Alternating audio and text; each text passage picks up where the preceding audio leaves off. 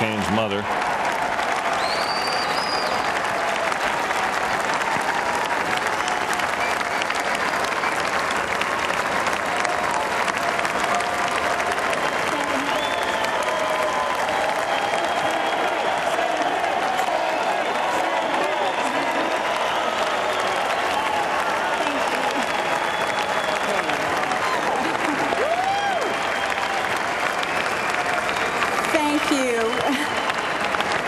Thank you. Before I begin, I would like to introduce you for the 7 reasons that John and I are so happy as a family. Starting on this end, this is Meghan McCain, Andy McCain, Jimmy McCain, Jack McCain, Bridget McCain, Doug McCain, and Sydney McCain. Thank you.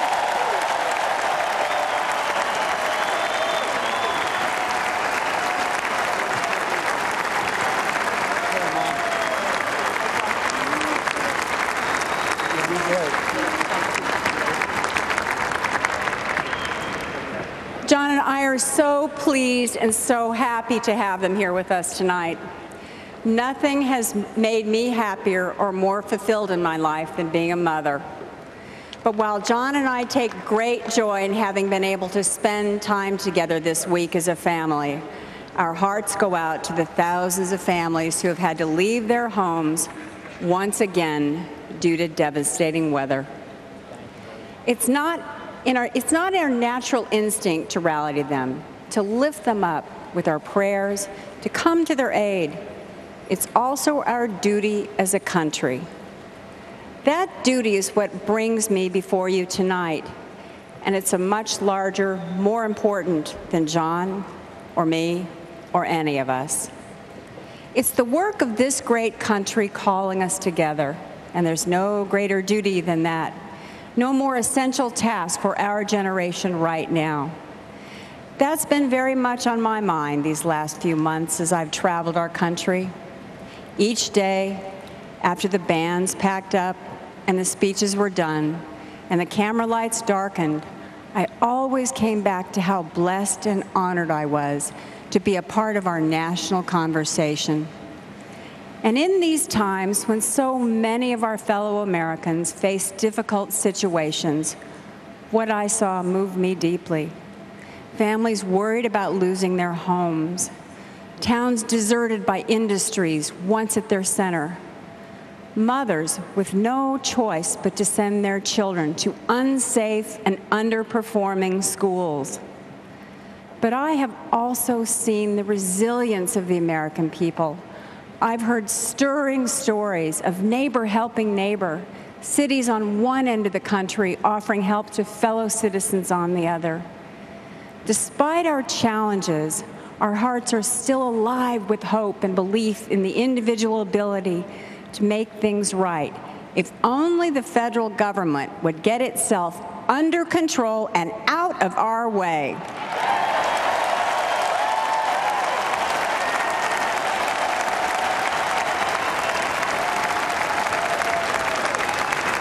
Tonight is about renewing our commitment to one another, because this campaign is not about us. It's about our special and exceptional country.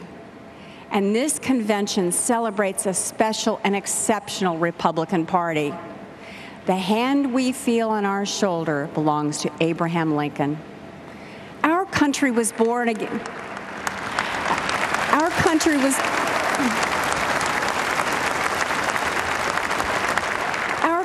was born amidst the struggle for freedom, and our party arose from a great battle for human rights, dignity, and equality for all people.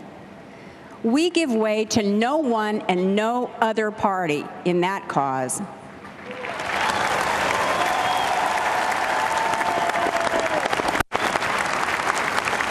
From its very birth, our party has been grounded in the notion of service, community, self-reliance, and it's all tempered by a uniquely American faith in and compassion for each other's neighbors.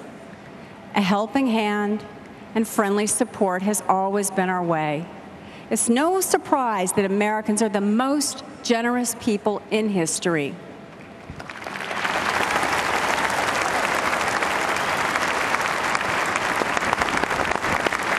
That generation of spirit is in our national DNA.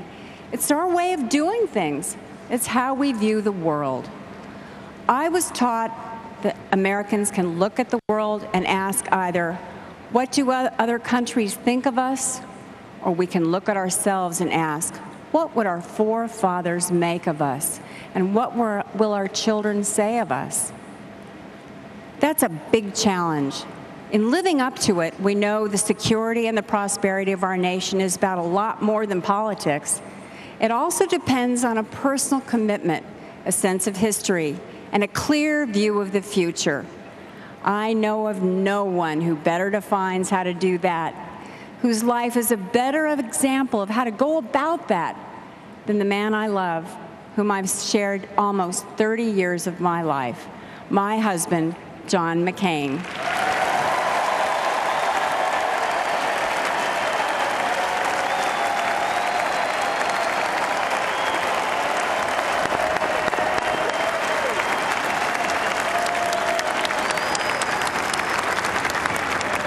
From the beginning of time, no matter how accomplished in other fields, women have always sought a husband with an eye to what kind of father that man would be. Well, I hit a home run with John McCain. I got the most marvelous husband and friend and confidant, a source of strength and inspiration, and also the best father you could ever imagine.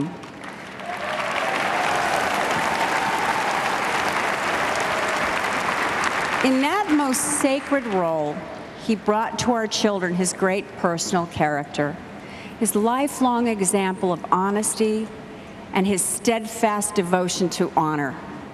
He has shown the value of self-sacrifice by daily example. And above all, John showers us with unconditional love and support every family dreams of. I know what his children say of him, and his courageous service to America in war and peace leaves no doubt what our forefathers would make of him.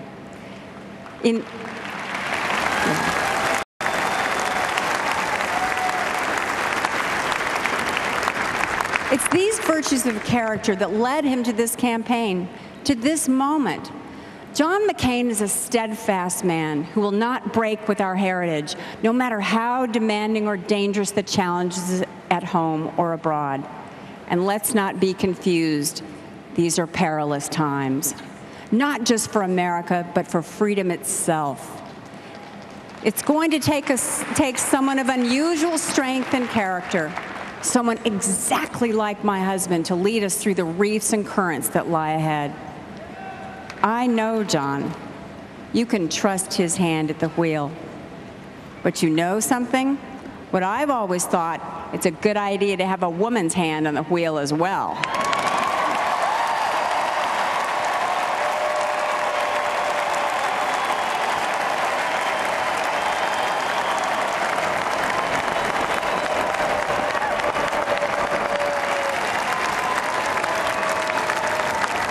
So how about that, Governor Sarah Palin?